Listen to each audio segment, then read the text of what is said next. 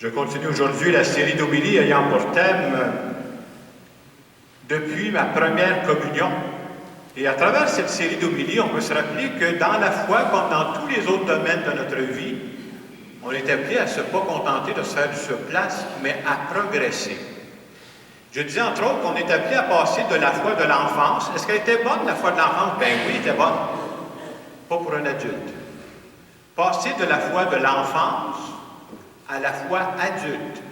Et ce qui est particulier quand on arrive à la foi adulte, c'est que ma vie spirituelle ne concerne pas juste les moments où je suis en prière, ça touche tous les aspects de ma vie. Et la semaine passée, un des aspects que je montrais dans une différence entre la foi de l'enfance et la foi adulte, on a à faire le passage à faire des prières. Est-ce que je fais encore des prières? Ben oui. Mais il faudrait qu'il y ait un autre aspect qui apparaisse dans ma vie. Faire des prières, oui, mais il faudrait de temps en temps que je parle avec Dieu. Parler directement à Dieu, là. Il est là. De quoi je vais y parler? Bien, je vais y parler de mes joies. Je vais y parler de mes peines. Je vais y parler de ce que je vis. Et ça, c'est un aspect important pour progresser dans la foi. C'est tellement vrai que la semaine passée, je vous laissais une suggestion. Je ne sais pas si vous y avez pensé. Moi, je disais, prenez donc dans une journée 4-5 minutes pour parler à Dieu. Parlez à Dieu de ce que vous vivez. C'est quoi la joie de la journée que j'ai eue aujourd'hui? C'est quoi la peine que j'ai eue aujourd'hui? Juste y parler de ça. Et quand ça fait 4 minutes que vous avez parlé, arrêtez de parler. Gardez juste un moment de silence, là. Laissez décanter ça. Et ça, pour moi, là, c'est une belle rencontre, c'est une belle prière. C'est important de vivre ça. En fin de semaine, on veut se faire parler d'un autre aspect. On veut se faire rappeler d'abord que si on a la foi aujourd'hui, là, on a reçu la foi de quelqu'un. J'ai pu recevoir la foi de mes parents. J'ai pu recevoir ma foi de mes grands-parents. J'ai pu recevoir la foi de mes éducateurs. Et au début, quand on commence, il faut bien commencer quelque part, là. Ma foi s'est appuyée sur la foi des autres. Par exemple, je disais, Jacques, toi, où est-ce que ça a commencé ton histoire? Bien, ça a commencé avec ma mère. Au début, ce n'était pas la foi de Jacques, là. C'était la foi de Rita. Puis je me suis appuyé dessus, voilà. Mais le but de la foi, si je veux que ma foi mûrisse, que ma vie spirituelle devienne adulte, à un moment donné, je ne peux pas juste m'appuyer sur les autres. Il faut que moi, je fasse un choix, puis il n'y a pas personne qui peut m'obliger à ça, là. Mais à un moment donné, moi, je peux vous dire que ce matin, ma foi, c'est plus juste celle de ma mère, là. Je ne crois pas parce que d'autres me l'ont dit, là. À un moment donné, moi, je suis rendu à l'étape où je crois. Pourquoi? Bien, j'ai senti à certains moments de ma vie, j'ai choisi de croire, d'autres qui ne croiraient pas, puis je respecte ça, là, que Dieu était présent. Puis je crois que Dieu il est toujours présent. Moi, je ne le sens pas tout le temps, là. Mais à certains moments de ma vie, j'y ai goûté. Puis j'ai cru que ce n'était pas du hasard. Même si d'autres me diraient, prends tes pilules, là. C'est à ça que je crois après. Juste pour montrer comment on est appelé à faire une expérience personnelle. Ça change toute l'affaire quand ça devient une expérience personnelle. Je prends un autre sujet qui n'a pas rapport à la vie spirituelle pour vous montrer la différence entre quand les autres t'en parlent et quand toi tu le vis. Essayez de penser à une personne célibataire. Je la mettais à peu près autour de 25-30 ans, là. Puis là, à cet âge-là, toi, tu es célibataire, supposons, mais tes amis, ils commencent à avoir des enfants.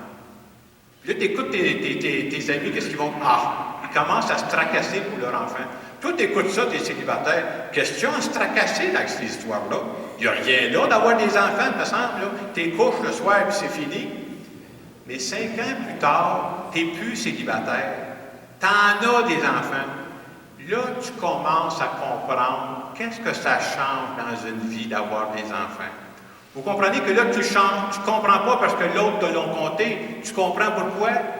Tu es en train de le vivre. Tu fais l'expérience personnelle d'avoir des enfants. Ça change tout.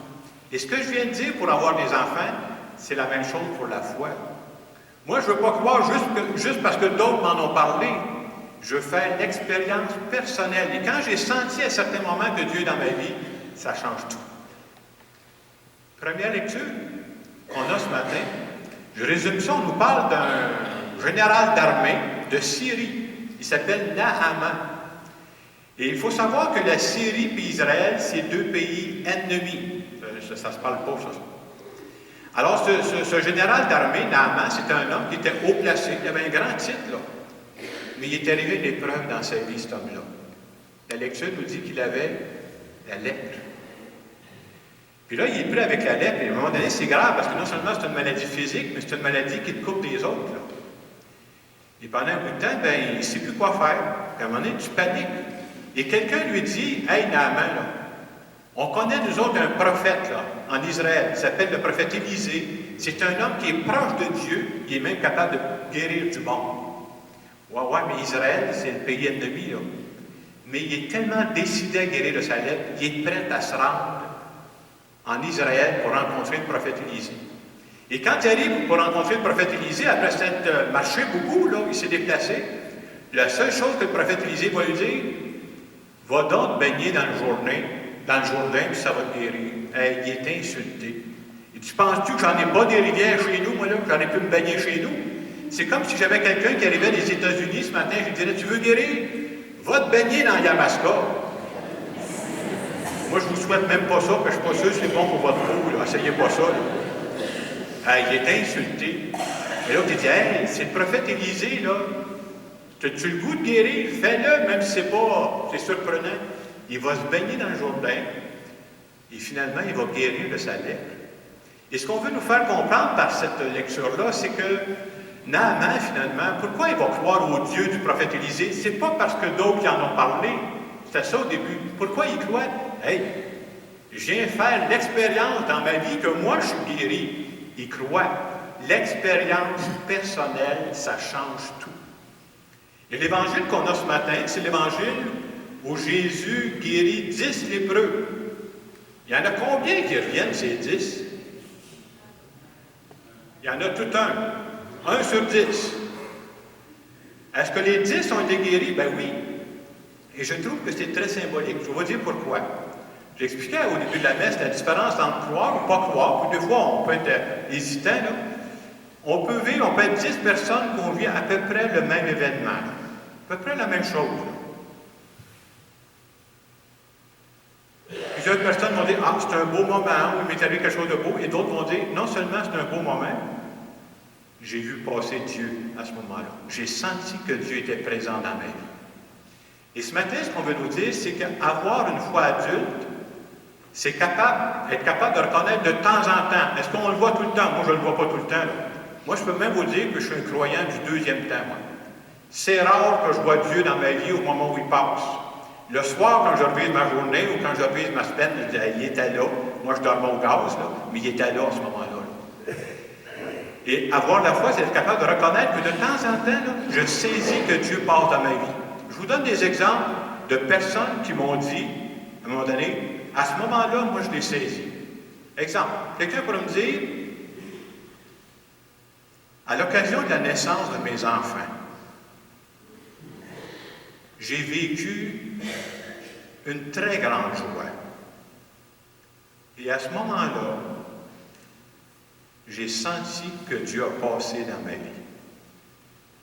Vous comprendrez que l'autre personne à côté peut vivre la même chose, là. Avoir des enfants, tu ne sentiras jamais Dieu. C'est ça la petite différence, l'expérience personnelle. Une autre expérience que j'ai déjà entendue, puis moi je suis prof, là. Quand on arrivait à la fin des classes, là, tu arrives, j'enseignais à secondaire 5, là, à la fin, on fait des méritas, tu remets des diplômes.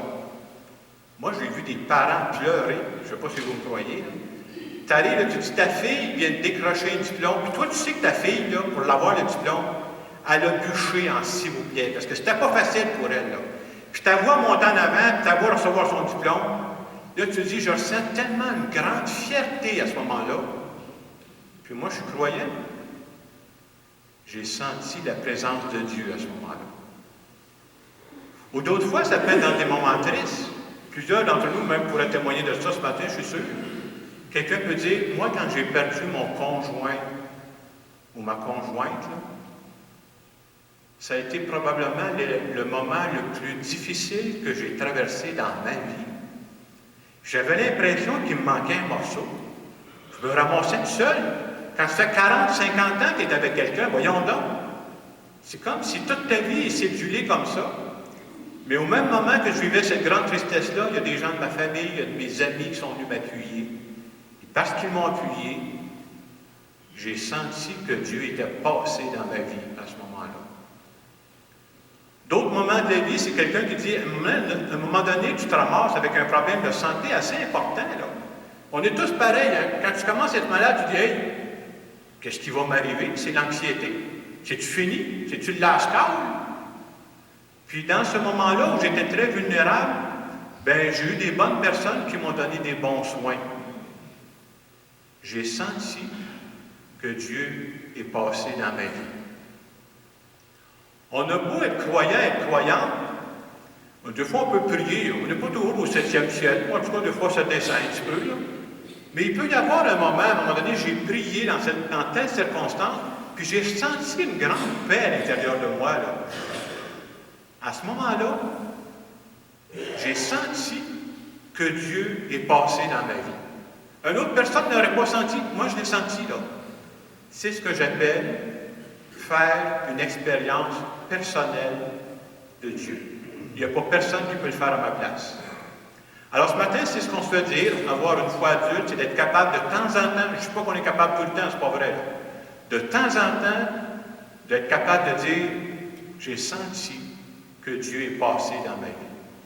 Et dans le moment de silence qui va suivre, je vous invite à penser, êtes-vous capable de trouver un ou deux moments de votre vie où vous dites, vraiment, c'est un moment spécial dans ma vie, et comme je suis croyant, là, je suis capable de dire que je pense que Dieu est passé dans ma vie.